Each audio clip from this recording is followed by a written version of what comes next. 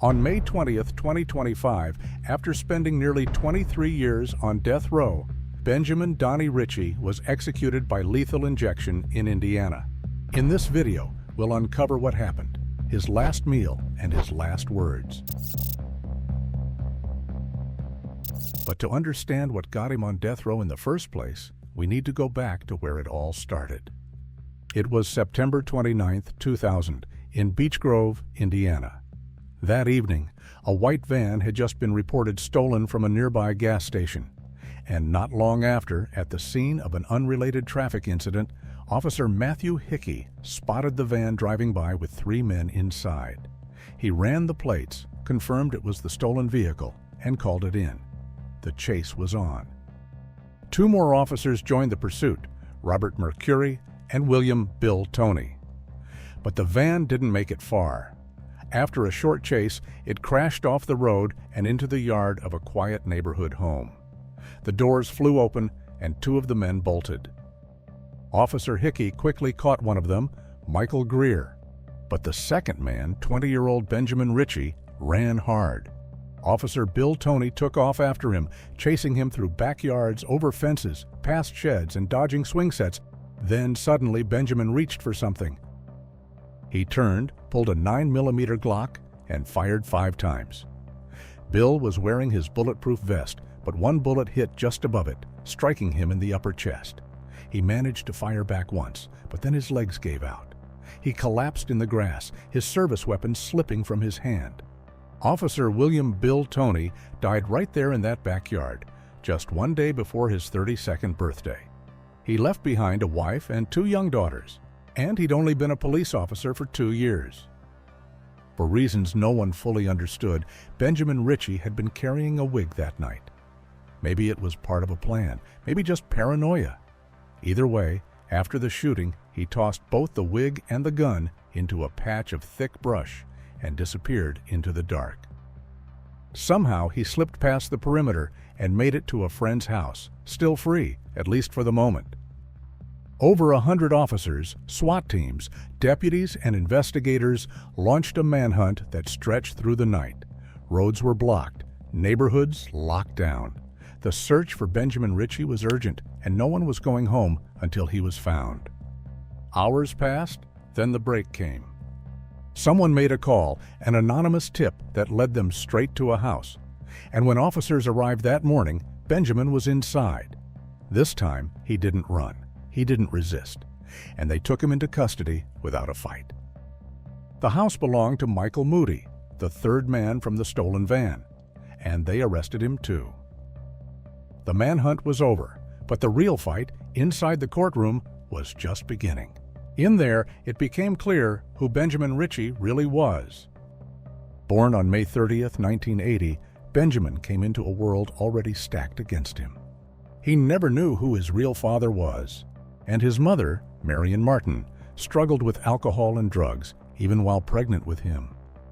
She worked as a stripper, moving from place to place, unstable and unreliable. And by the time Benjamin was just 3 years old, she had already abandoned him twice. By the time he started school, the damage was already showing. He acted out, fell behind, and by 9th grade, he dropped out completely. Then, at age 10, he landed in a psychiatric hospital where doctors diagnosed him with bipolar disorder and other cognitive problems they believed were rooted in the chaos of his early childhood. He needed help, but the system didn't have much to give. In August 1998, just after his 18th birthday, Benjamin was arrested for burglary and sent to prison. By 2000, he was back out, but not free. He was still on probation, still drifting, and his life was far from stable. His troubled life wasn't behind him. It was just waiting for another chance to catch up. And on September 29, 2000, that's exactly what happened. After his arrest for the shooting of Officer Bill Toney, prosecutors wasted no time. And within weeks, Marion County announced they'd be seeking the death penalty. But this wasn't going to be a quiet case. Benjamin had already given an interview from jail, insisting the shooting was an accident. He claimed the gun slipped from his hand and that he heard it go off several times by itself as he was running away. One of his friends backed him up. He said Benjamin never meant to pull the trigger, that it all happened too fast. According to him, Benjamin panicked during the chase. He was already on probation, and another arrest could have sent him back to prison for 8 more years. That fear, he said, is what pushed Benjamin over the edge. But the damage was done, and whether anyone believed his version or not, a police officer was dead. On August 10th, the jury came back with their decision, guilty on all counts: murder, auto theft, possession of an unlicensed firearm, and resisting arrest. And while in court, things heated up.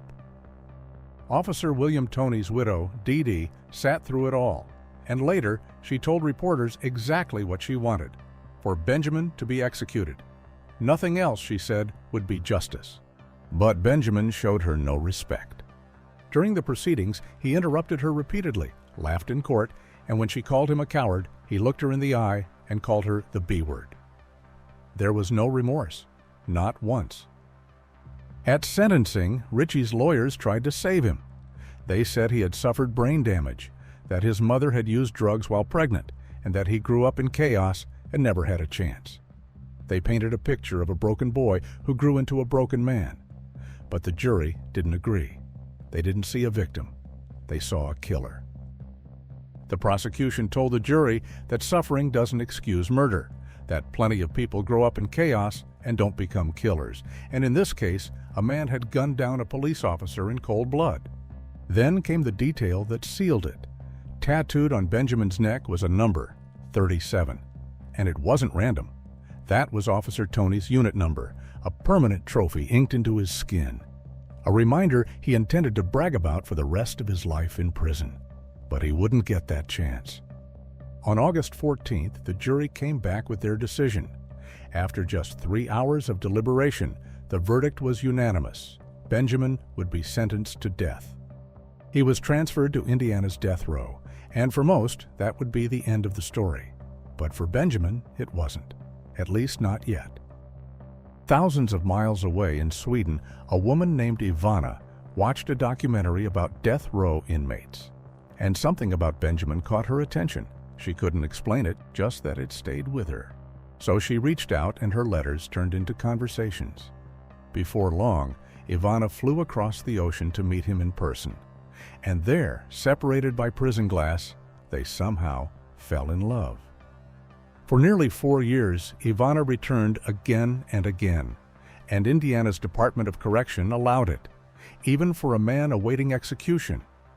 And in case you're wondering, yes, Indiana's death row is a little different. As you can see here, Benjamin had a real cat walking inside his cell, and that's not a figure of speech. Death row inmates in Indiana are actually allowed to keep cats as pets. Why? It's part of a program aimed at reducing isolation and improving behavior. Anyway, for years, Benjamin appealed, again and again. But no one wanted to hear what he said. And then came the date, May 20th, 2025, nearly 23 years after he first entered death row. In his final weeks, Benjamin asked for mercy. He filed for clemency, telling the parole board he was sorry, that he wasn't the same man who pulled the trigger in 2000, that he still had something left to give, something good. But no chances were left. At 44 years old, Benjamin Donnie Ritchie was executed by lethal injection in Indiana. For his last meal, Benjamin chose the tour of Italy from Olive Garden, a plate of chicken parmigiana, lasagna, and fettuccine alfredo. Just after midnight, the execution process began. His final words were simple: "I love my family, my friends, and all the support I've gotten. I hope they all find peace." At 12:46 a.m., Benjamin was pronounced dead.